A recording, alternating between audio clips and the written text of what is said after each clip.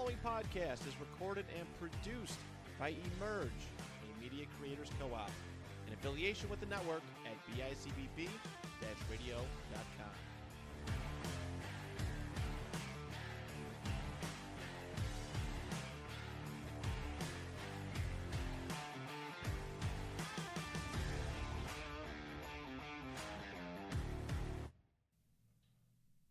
All right, welcome to this edition of NiagaraStuff. This is the 14th episode that we filmed here at Emerge for the NiagaraStuff Podcast, and I have my guest today is Mark Scheer.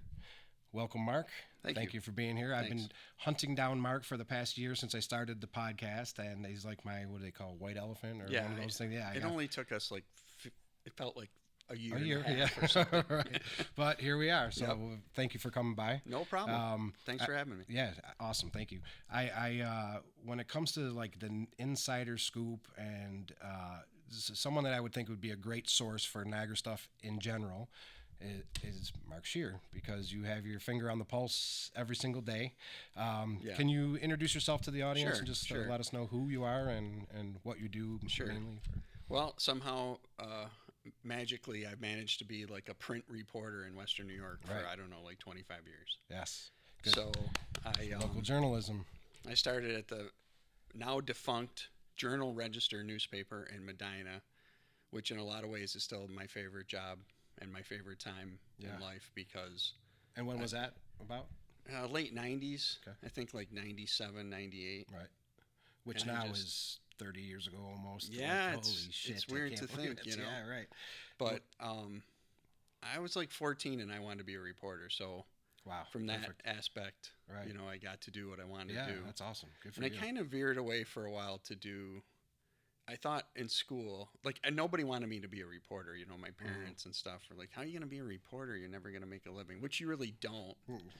But you do okay. You know, you live, and I just kind of thought, they're probably right. So I thought about being like a teacher or something. And then I had this really great counselor at Erie Community College. I finished 2 years there and didn't know what to do. And she said, "What do you want to do?" I said, "I want to be a reporter." And she said, "That's what you're going to do." So I transferred to Buff State, which I loved just immediately. And I wanted a job at the Buffalo News because everybody did. And I ended up in Orleans County. I tried to get a job at the Tonawanda News, which is also now gone. And I ended up in Orleans County, and I've never been to like that area. I didn't know anything. Did you have to move there? I moved to Orleans County. Yep. I had a small, literally one-bedroom apartment with a pull-out bed. It sounds like the cliche journalist climb up the ladder. And I thought it would get better, but you know, financially it doesn't. But you know, there are other perks. There's still time. You're still a young man. So, you know, but that was a fascinating place. Really off the wall. I started covering sports, and then like one day, I'm sitting in the office. It's like a Saturday, and I get a call. Somebody robbed a bank in Lindenville. I don't know if anybody knows where Lindenville is, but you know, it's I guess like north of Medina. It's a very small community. There's one bank. Right.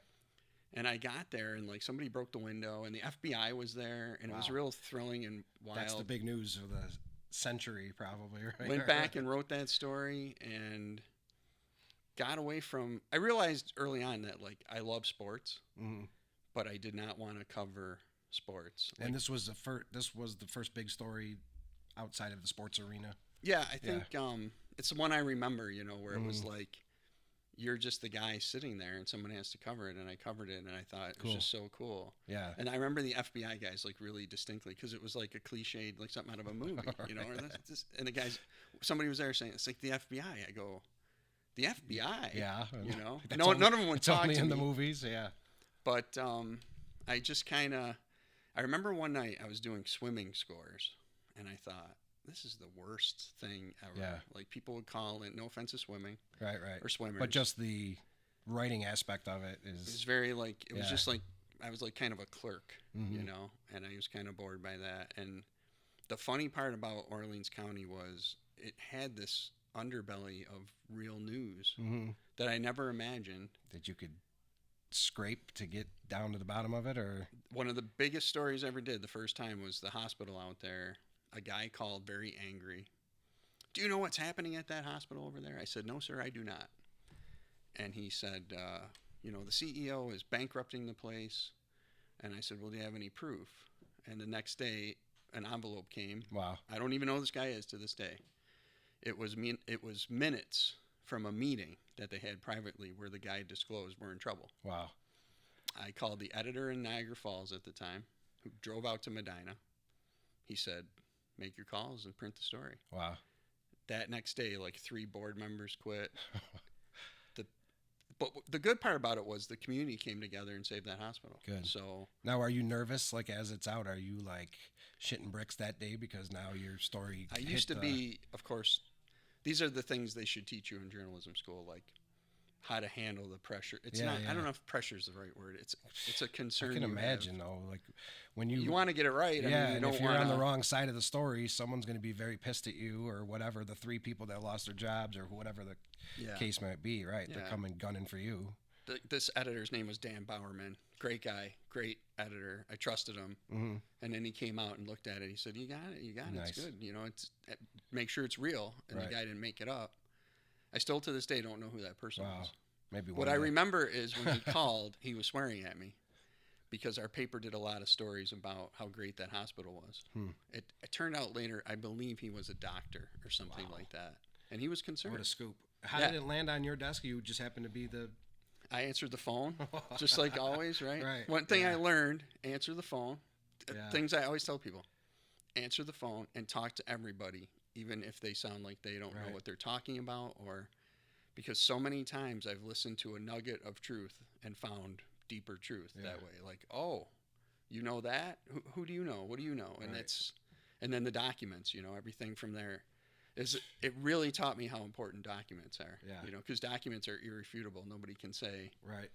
Are they being replaced now in the research? Are they with recordings or texts? I mean, does it come down to that kind of stuff? No, or still documents are. Yeah. I think so. Yeah. It's a little more sophisticated. I think government is more aware of like reporters being able to get stuff. So I think they're a little more.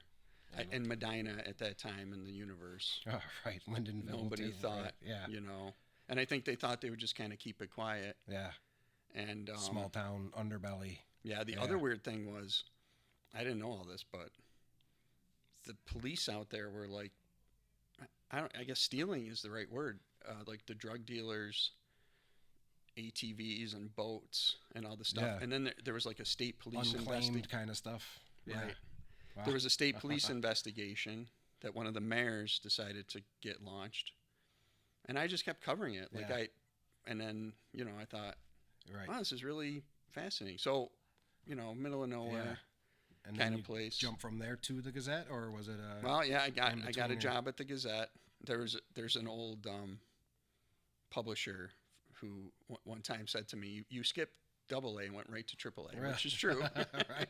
And, I got to the Gazette and I kind of struggled, actually. I thought, I think in that time I was a little unsure of myself and the expectations were a certain way and things didn't. Early 20s, is that how old you were at the time? Yeah, probably. Yeah. And I had some things come along and I quit for a while. I became a grant writer for a wonderful lady named Lucy Curley in Buffalo. She passed away, but she was a great person and good boss. This is at that time also?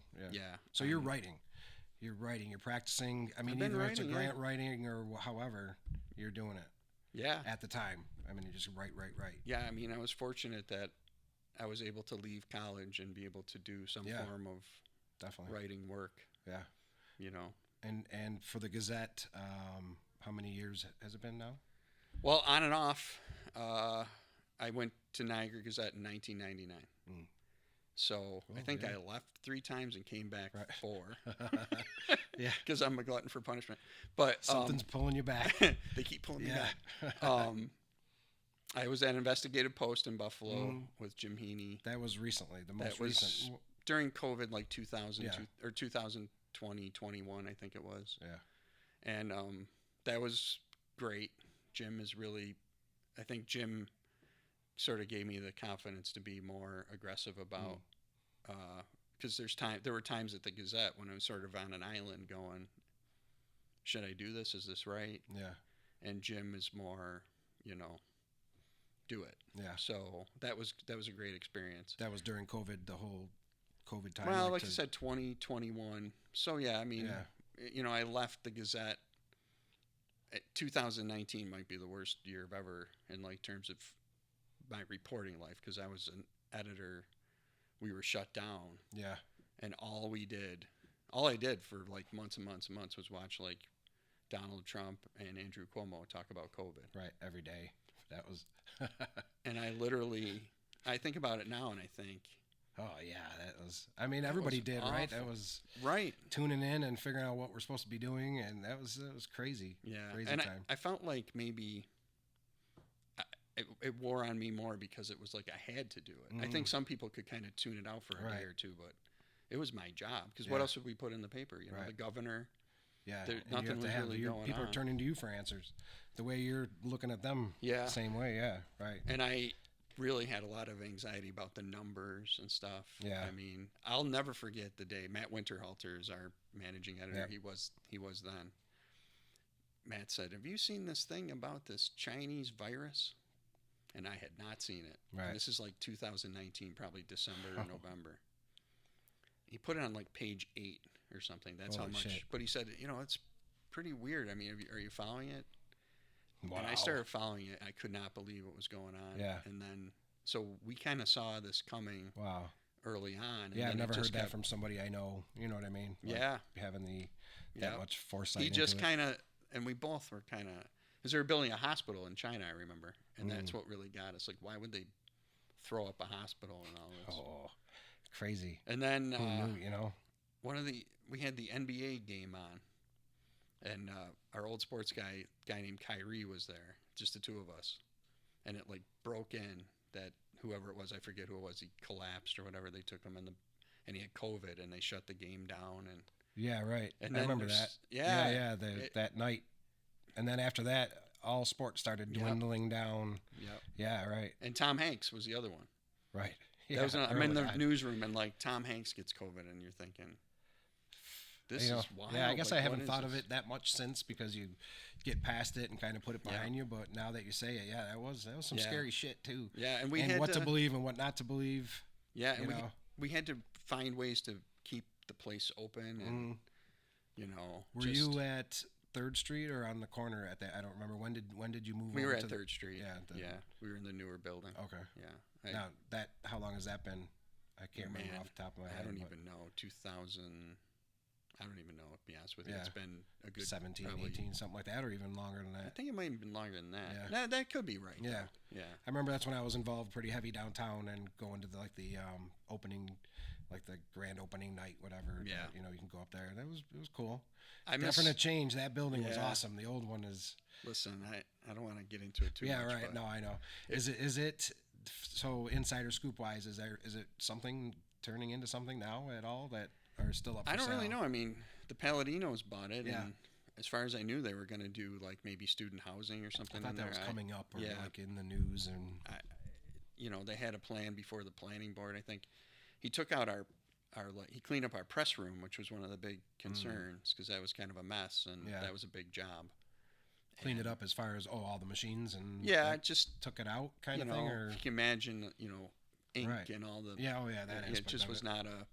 Did he leave, leave the old presses? I believe he took it out. Tourism aspects or whatever? I think he took it out, and that was a big thing. That as far as I remember, it was like a super hard job to.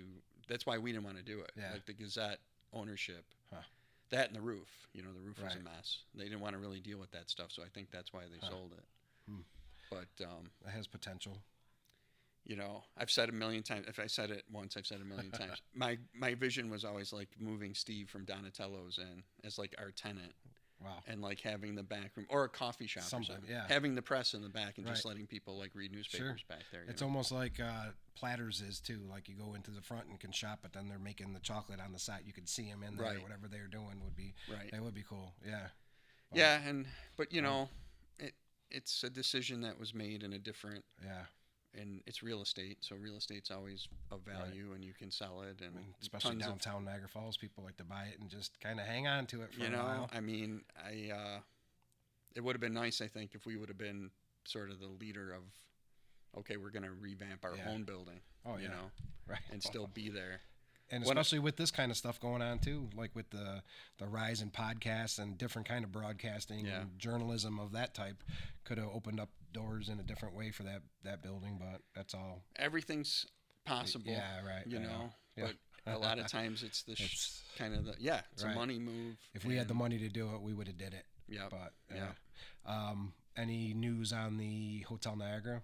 Is that? As far as I know, they're going to do it finally. Coming along. It's going to cost quite a bit of public money. Yeah. But it's the big projects do, right? Yeah. And I always tell people I think it's like the Statler of Niagara Falls. You know, I don't know. It's taken a long time. Right. But I can see it in a few years being a place that I'm always optimistic like that. I know you are too. It's like, I can see it. These hopefully. are the places that you save. And then it rolls by. You get used to it over the years, rolling past and nothing. And then I say just like that, oh, hey, what about that? Oh, yeah, what was going on with that? Because on to the next news clip or whatever, you know. Yeah.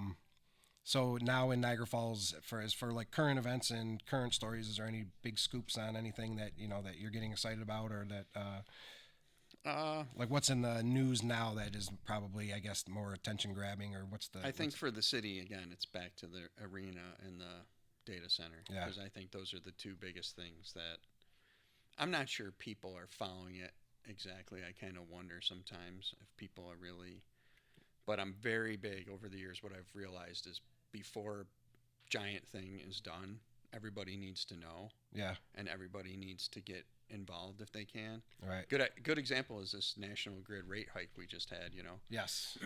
Everybody's mad about it, but we had a public hearing, or a series of public hearings. And no one showed up, and we didn't really tell people, and they weren't. This is a big problem and you look around the landscape of Western New York, there's a giant Grand Island Visitor Center that cost us a fortune. And why did we do that? And then there's this thing, and you're like, well, they told you they're going to have a public hearing, but you didn't come.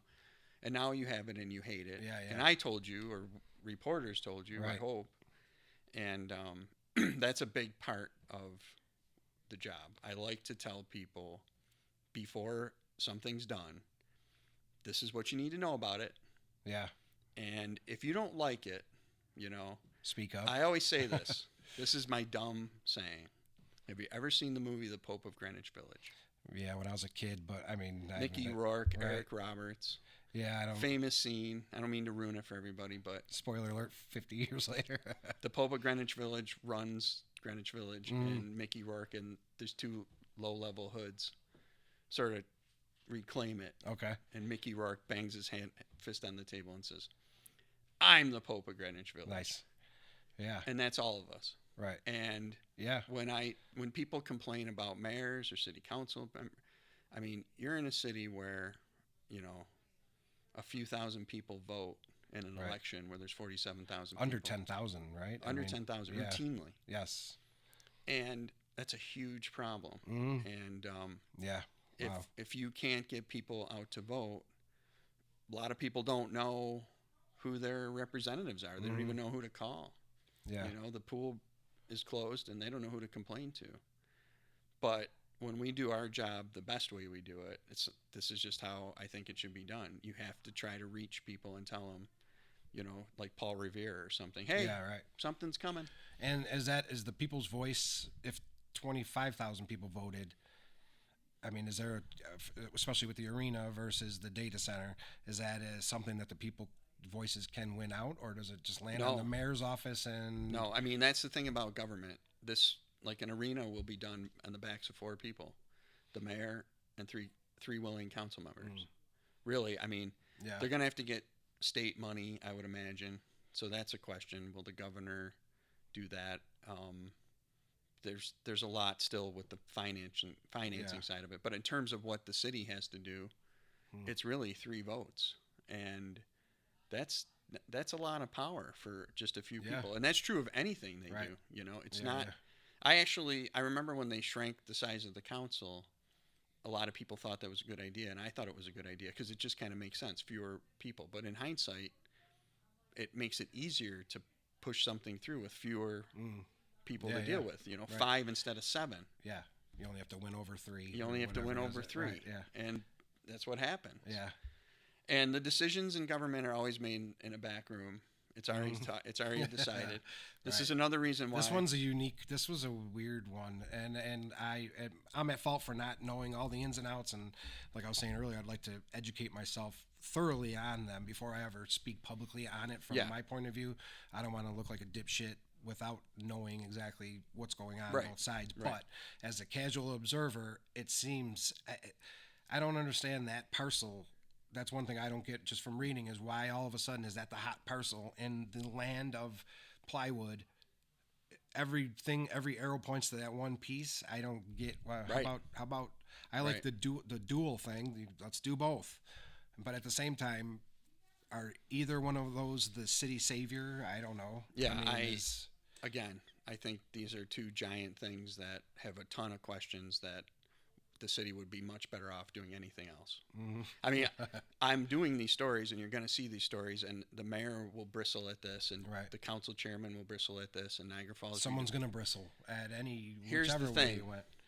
I ask anybody, any city resident, find an economist, find people who have studied arenas or stadiums. I've interviewed a lot of them. Mm-hmm. I did that at Investigative Post when we did tons of stories about the Buffalo Bills Stadium. Oh, yeah. In Orchard Park, they're building a brand new $2 billion stadium. They're talking about development around it. It's not coming. A stadium is its own entity. We know this because stadium development started in like the 80s, and now we have a lot of research that shows. No, not really. They're not things that really. You're grow not the spilling economy. out to the outside community on a Monday, Tuesday, Wednesday, maybe Sunday morning. So there's a sports economics association. That's not the exact title. Yeah, but they get together once a year. Go there and ask those guys and women. I'm see the. Do you want to put a minor league hockey team in Niagara Falls? How's it going to work? And they'll tell you it's not going to work. Has someone done that? I mean, that's like the first step. If I would imagine if I'm thinking of opening an arena, I'd say, wait, can this even happen here? Do we have enough? Anything can happen, but again, it's kind of like building Elon Musk $1 billion, $950 million solar panel plant in Buffalo. Right. That was the great savior, Andrew Cuomo. It's a game changer. They always use that word, game changer. Yeah. Where is it? He's the richest man on earth. We gave him $950 million. Do you know anybody that works there? Right. I don't even hear anything about, unless there's some kind of something going on where and you again, have to pay something or update something, and then you. That sounds very negative, but I know people. I know my own family. Your friends. Everybody knows this. You fix the roads, you cut the grass, you turn the pools on, you do the things people like. You create an environment where people want to be in a place. Then you wait for the business people to come forward. Get the basics completed. Niagara Falls is a tremendous, and has for years, image problem. Mm-hmm. And it's not about, let's be positive about our image. It's about, let's change our image. Yeah. And Sean Ryan, state senator, he won the Democratic primary in Buffalo. He campaigned on fix the damn roads. In part, his campaign is almost entirely based on let's address Buffalo's core problems. Yeah. And I think that's a winning strategy. Right. And cutting grass. I was thinking about this the other day. Imagine if Buffalo got Bass Pro. Remember Bass Pro? Oh, yeah. Right. That was the giant thing that's going to save downtown. Right. We should be thanking, our respective deities. Are they open still? I don't even. Is there one still in the Galleria? Was it? I don't even remember. There's one. I think across. No, maybe not. It's a Capella's or whatever. Oh, they changed. Oh, yeah. Right. It was across the street, I guess, from the Galleria. Yeah. Right? But think about it downtown in this environment. Think about it in COVID. Yeah. And what is there instead? There's a children's museum. There's like a boardwalk. I mean, the Buffalo waterfront needs help too. Mm-hmm.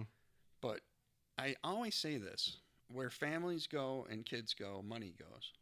And I think downtown Niagara Falls especially is very not friendly to us, our kids, our grandkids. And it should be more fun.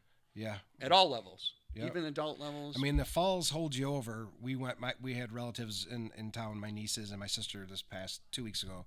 and we went to see the falls like typical tourists. Sure. And for the 2-3 hours, we kind of wandered around and seen each aspect. It was fun, but after now what? Like where are we going now? Well, we'll go back home and hang out in the backyard and have a fire. Side note, I got a parking ticket for parking in front of it's a big issue right now. Flip Burger. Yeah. And my brother-in-law got one too. He was across the way, and he's pissed. $50. Yeah. Jesus, $50. I mean, it could have been 10, 20, whatever. I go, I'm paying mine. I owe it. I've been parking for 3 years downtown, anywhere I wanted to at any time, and I go, I'm not going to get a ticket. I'm not going to get a ticket. So after probably 150 parks, I did get a ticket. Like, I owe them, so I'll pay. I'm not even complaining. Yeah. But that's not a tourist-friendly whammy. When you how about? It's my understanding you have to pay that bill at like City Hall or the courthouse or something. Yes. You can't pay it online. So if you're from Ohio and you got a $50 bill, now you have to find within 4 days, or it goes up 100. You have to go to the courthouse on Main Street, Yes. right? So we're sending out of towners to Main Street to pay a $50 fine. Oh my but gosh. beyond that, can you imagine? Can you imagine having a community where you're struggling to get people to go, and you're so focused on parking? Yeah. Well, they saw like that I would make it free. It worked that one year when they kicked it off. They made a couple $100,000, right? To do what? It trickled in. Well, now they say, well, it was $10. Now let's charge them $50 because they're going to come. To do what? Yeah. This is my thing. If you can't turn the pools on, if you can't cut the grass, if you can't, what did we accomplish with the money? It's right. When I used to sit in city hall meetings and listen to council members debate cutting magazine subscriptions for the city council, I would think it's like a penny on the dollar. I mean, who cares? Right. In the meantime, the whole place is falling apart. Life changing. Yeah. Right. Right. So back to Lake George. There was a mayor out there. I don't even know if he's around anymore, but he was famous for like, we will never charge for parking. Oh yeah. We will make it so that people will be here and enjoy it. Right. My family spent summers every summer in Lake Oneida, which you might know, like kind of in the middle of the state. Yep. By Syracuse. Yep. Had a beach, Sylvan Beach, free. You could go to Sylvan Beach, park my dad's van, and just be. Right. Tons of people did it. You could sleep all night. Nobody bothered you. Some genius came along and decided we're going to put a guardrail up and charge people to park. Do you know what people did? Didn't come. They parked on the streets and they walked to the beach. Right. It was such a bad idea that they pulled the guardrails out and went back to the old way. They could have tried a turnstile. You have to walk through this now. Yeah, get you 50 cents. The thing that people come to see, I get it because state parks captures all this revenue and the One Niagara Center captures all this revenue. But, we need to think bigger than just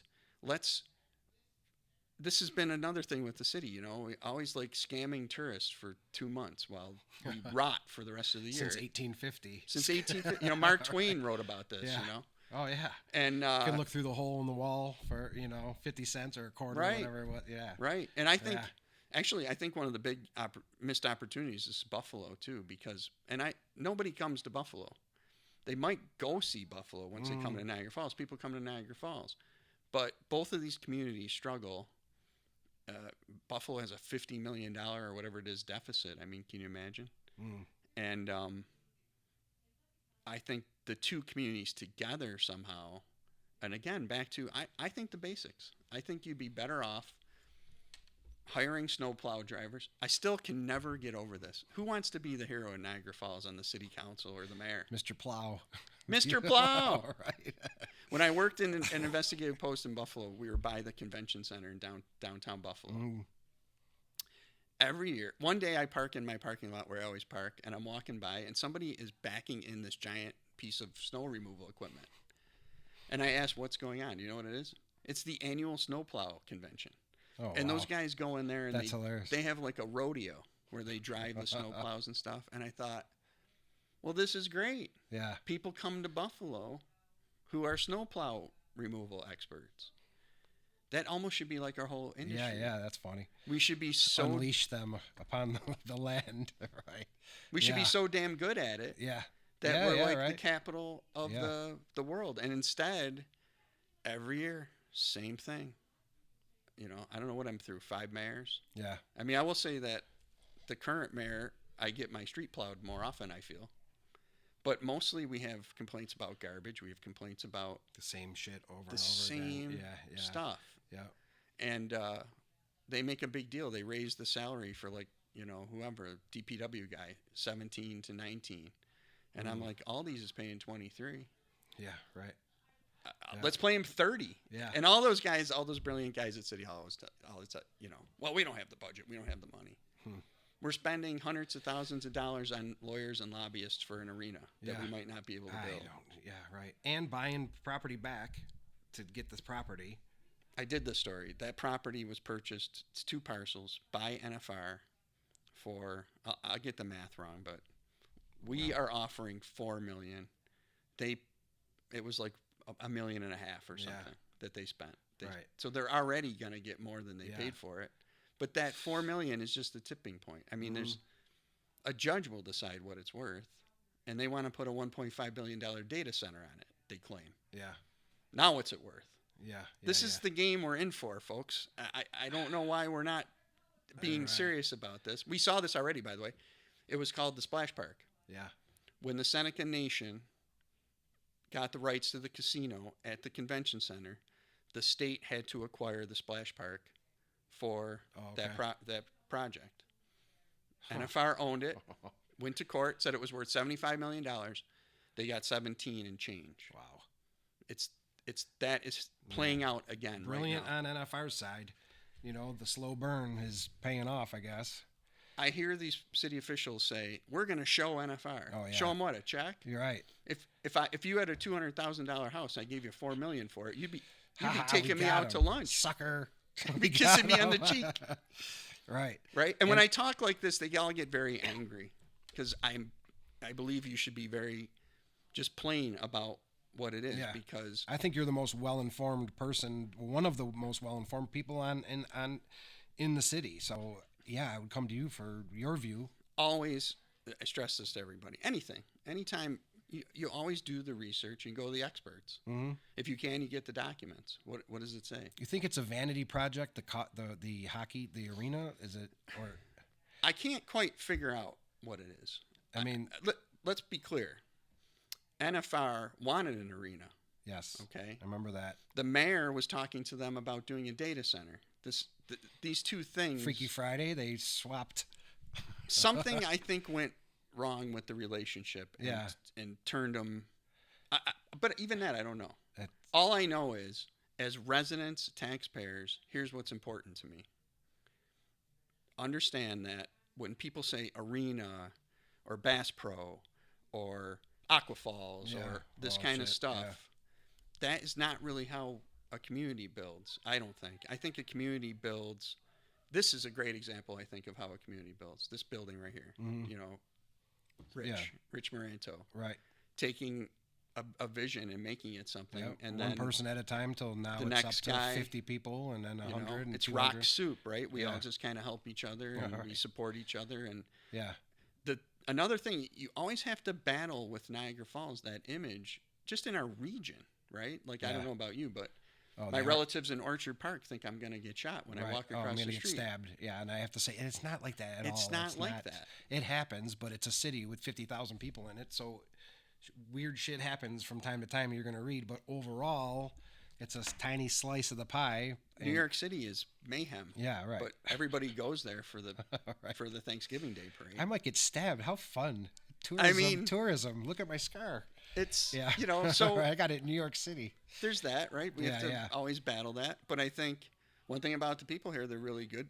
Most people are real generous and cool. And right. The majority, right? And the majority of the people here are they care and they want to see their neighborhood and the community get better. Right. But there are those people that just don't give a flying fuck and throw their McDonald's or Burger King bags out the window and don't give a shit and tons. Yeah.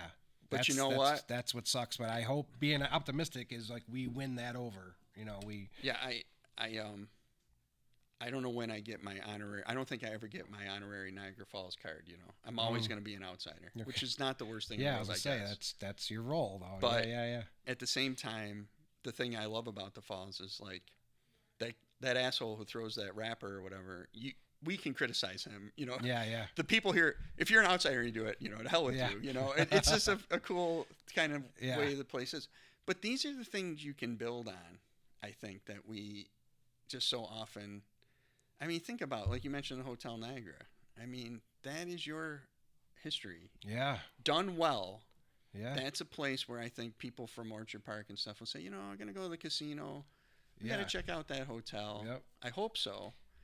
And I hope it's not like $87 filet mignons. Right. I mean, I hope it's like... Well, that's what people are saying about the Frontier House. Same thing is we want to go check it out. Well, Fairbanks, the restaurant, how is it? And then you hear, I hear good things. I haven't heard anything bad yet. They've just started, but that's what you think. Well, it sounds like it could be expensive, or they just opened. Let's give them time. But people want to go and check it out. Yeah. Especially here. I mean, we should be. I went to Niagara on the Lake last year. And I'm astounded walking down around there. Like, this is what we have. Fort Niagara's right across there. Like, this is exactly what 3rd Street could be doing. And going back to talking to the experts, like you said, where did anybody ever inquire? Well, you know, if you think about Canada, the one good thing I think about Canada is the provincial government takes the money and puts it back into the community. You know, there's that. And you see it. The casino money and all that stuff. You know, they plant flowers and they do those things. I mean, and they here, do the beautification around is awesome. They do. And it's a point of pride in Canada. Yeah.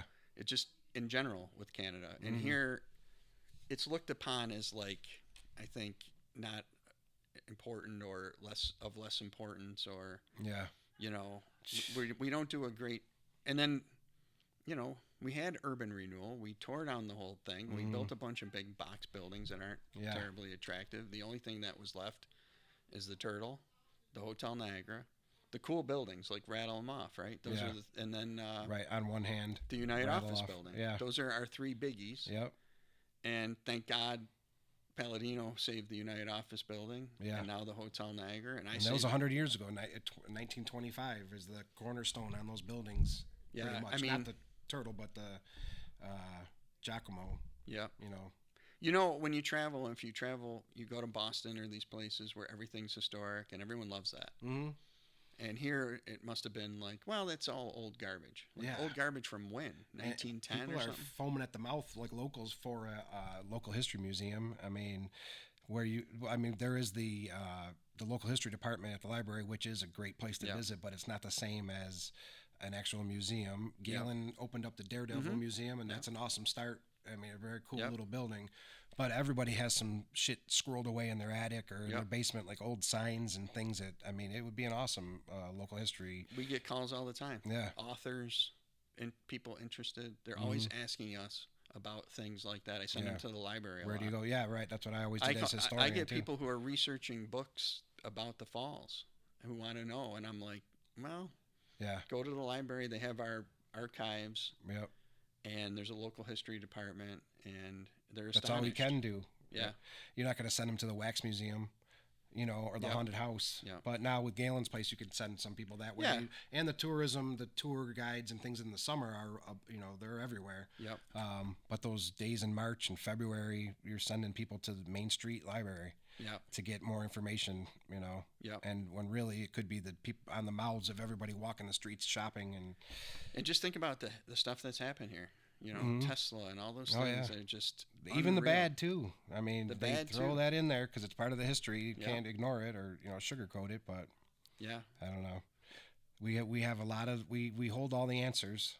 So I think we need to meet up again on Niagara Stuff and have a part 2, part 3 or whatever. Yeah, no, absolutely. You know, I think one of the big things is you have to get the right people together to start talking and then sort of grow it. And like I said, you know, we are the Pope of Greenwich Village. We have to do these things. We have to take it upon ourselves to be bold and talk about the things. I am not everybody's favorite person, especially at City Hall, but that's what you do. Yeah. You know, if I thought it was a great idea, like the Hotel Niagara, I'm on board. You know, let's hope that works out. You're being honest and realistic. And I'm thankful for you and your work because if it wasn't you doing it, maybe there wouldn't be anyone doing it. Oh, I appreciate it. So when I read your the byline and the headlines, I'm happy to see that it's you writing it. And I take it with I I read into it a little more deeper because I trust it. I trust well, you. I appreciate that. You know. And I appreciate you coming on and taking the time tonight. Absolutely. Thanks for having me. Thank you very much. And we'll see you again soon. Okay. Thank you, everybody. Peace.